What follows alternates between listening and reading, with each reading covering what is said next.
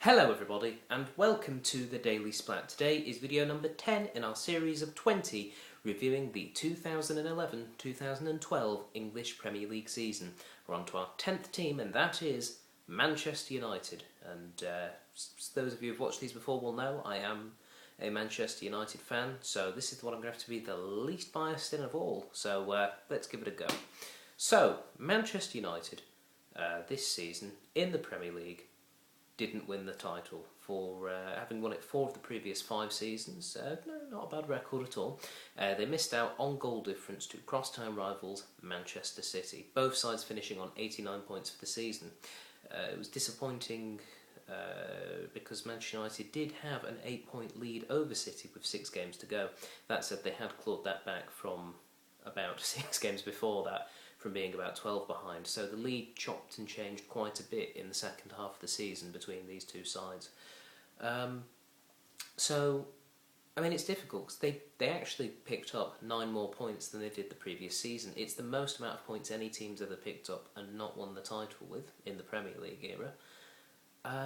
So really, aside from just missing out on the goal difference, there isn't too much to be unhappy about in the respect of the performances. You know, over the season there were 28 wins, 5 draws and 5 defeats, same record as City. That is a really, really good record, and there was some very good football. There were a few big wins. Obviously the 8-2 over Arsenal being a highlight, but there were 5-0 wins over the likes of QPR and Wigan and Bolton and Fulham, and there were big wins in those games. However, there were disappointments, obviously losing 6-1 to Manchester City being a bit of the blip on the record. The only time they lost by more than a goal this season as well, so in the Premier League at least. So there were some disappointments, and obviously one of the big reasons for United suffering a little in some of these games was the absence of Nemanja Vidic, who was injured from early in December onwards. He's obviously didn't return, so they missed him for 6 months of football, and that is a big blow because he is the best centre-back in the Premier League, and hopefully once he recovers from this injury he can reclaim his spot, which has seemingly been taken by Vincent Kompany, so we'll have to wait and see how that plays out, but no doubt that did have a big impact on the team. However, there were some players who did improve this year, and for me none more so than Johnny Evans. 12 months ago, I would have quite happily seen Evans sold anywhere and just say, no, go, type thing. I was not a Johnny Evans fan. I especially wasn't a fan of his after his mistake in the 6-1 loss to City, in getting himself sent off at 1-0 down, that pretty much killed the game for United at that point. However, since then, he has really grown into being a very good Premier League quality centre-back who made a lot less mistakes and was actually, I'd say, one of the most improved players this season across the whole of the Premier League. The only player I can think of that's made a significant improvement from the previous year is probably Kyle Walker at Spurs, who really came on leaps and bounds as a right back. But anyway, we'll get on to him later. So there was good performances there.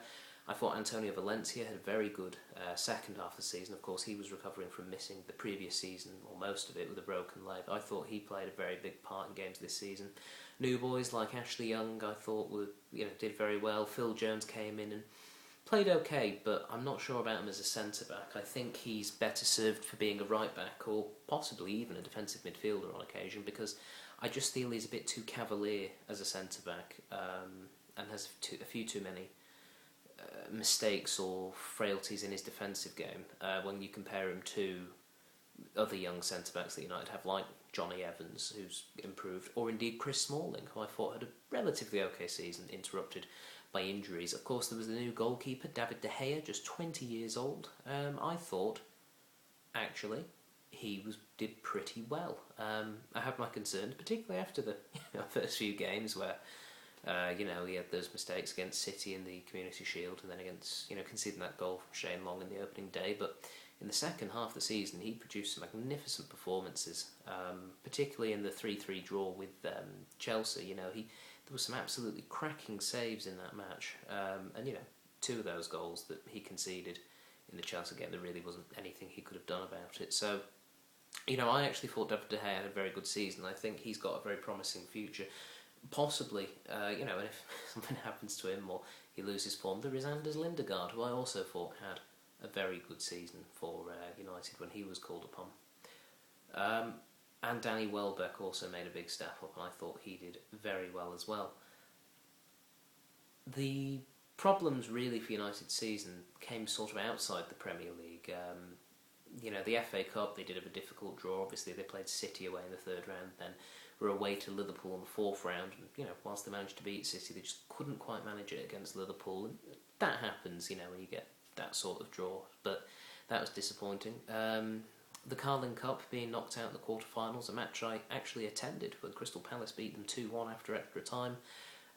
Obviously, it was a reserve side that played, and quite a few of those reserve players, Mame Biram Diouf, Darren Gibson, Ravel Morrison, they've all been moved on now, quite clearly being seen as not really making the grade at the club, and there were some very poor performances that night, to be honest.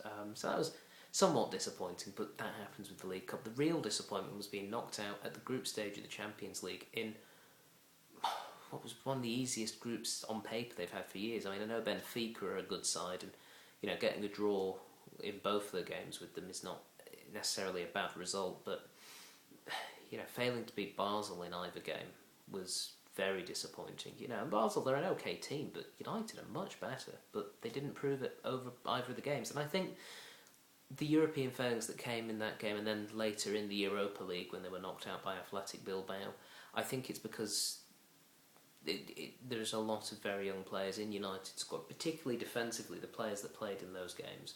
You were looking at the likes of Jones, Smalling, Evans, Fabio and Raphael.